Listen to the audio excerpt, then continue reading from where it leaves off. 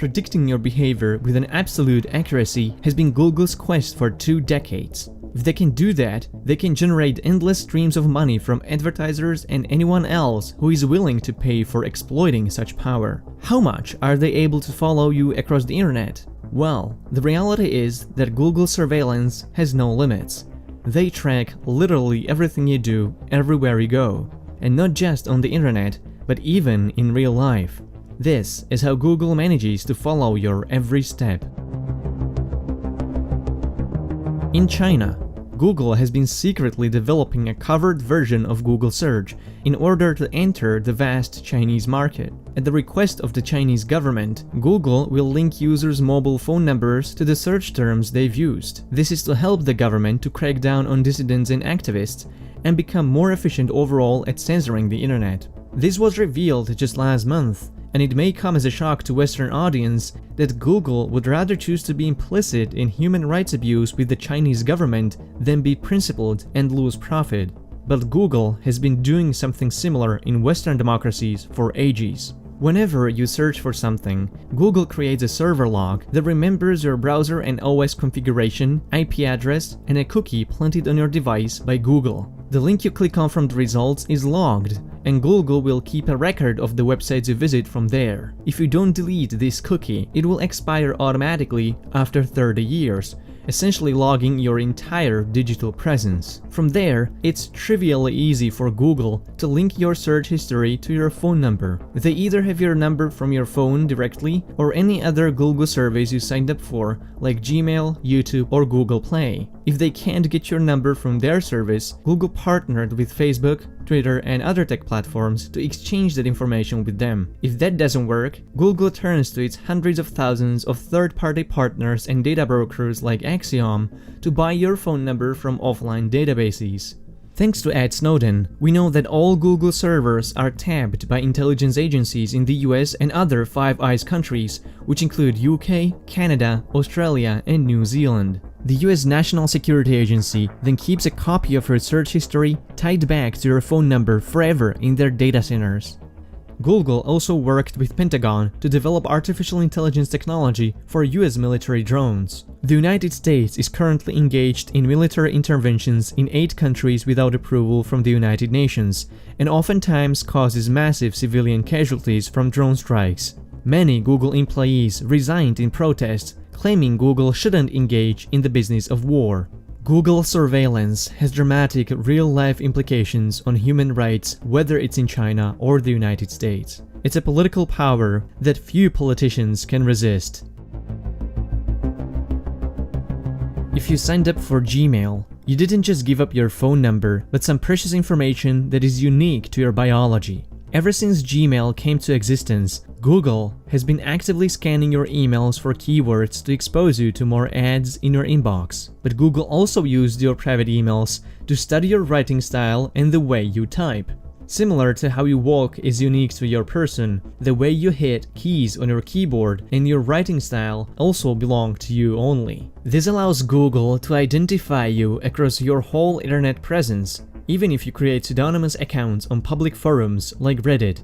In 2017, Google promised to stop active scanning of Gmail messages, but it was revealed that Google continues to let third-party app developers that use Gmail to scan users' private emails. It would often be the case that employees of Google and its partners ended up manually reading your emails for further unspecified purposes, but mostly for security, app development, and advertising. These third parties are even allowed to further share your emails to their partners and thus multiplying the amount of copies. If you ever deleted your email or even your entire Gmail account, Google visually fulfills your request, but residual copies are kept in their offline backup systems indefinitely. Google doesn't go after the third-party developers to delete their copies of your emails. Your private emails thus remain copied and stored in data centers across the globe with unknown security and no oversight.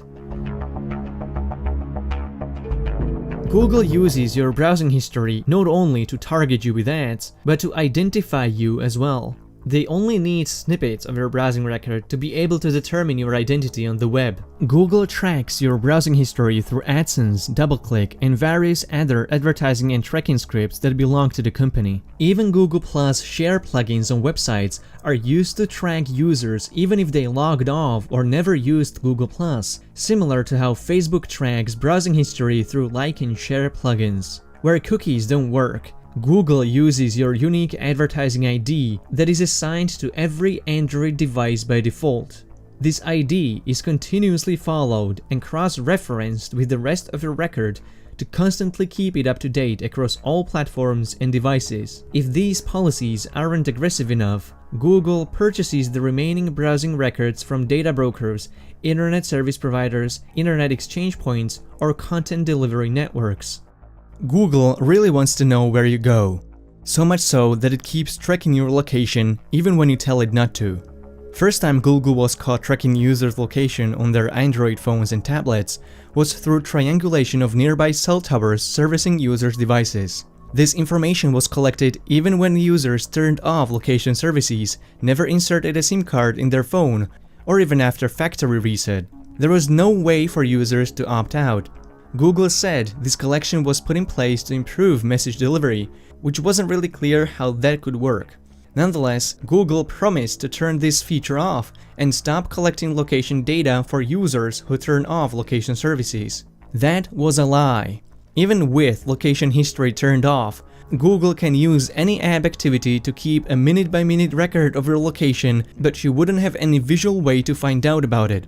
To confuse users, Google hid the option to turn off this location under Web and App Activity settings, where this kind of collection would not be expected by an average user. This year is a big milestone for Google. 40% of global ad spending is expected to take place online, outspending TV advertising by $40 billion. Google achieved dominance in digital advertising thanks to their focus, commitment, and sheer fucking will. The will to know about every single step you make.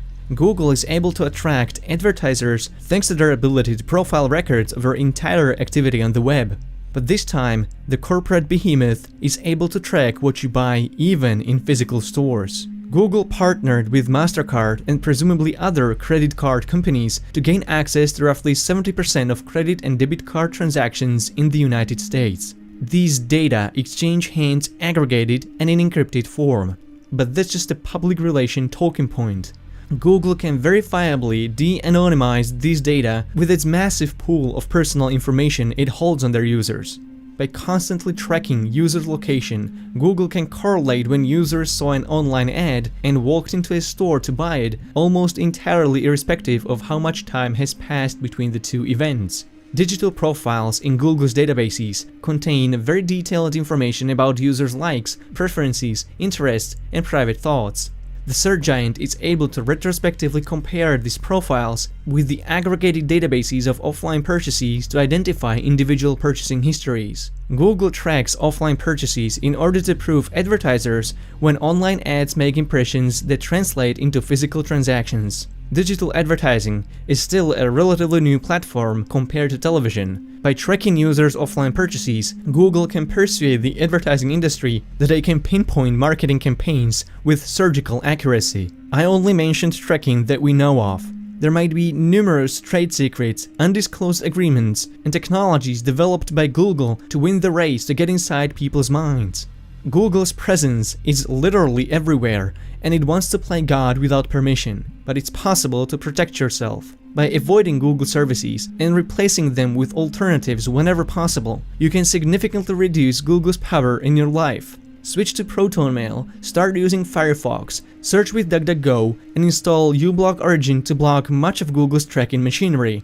If you want to become more advanced at protecting yourself from Google, you can watch my tutorials on some essential tools that will help you regain control of your digital self. Share this video so that more people can learn about Google's powers, and subscribe if you are new to this channel. And remember to stay vigilant.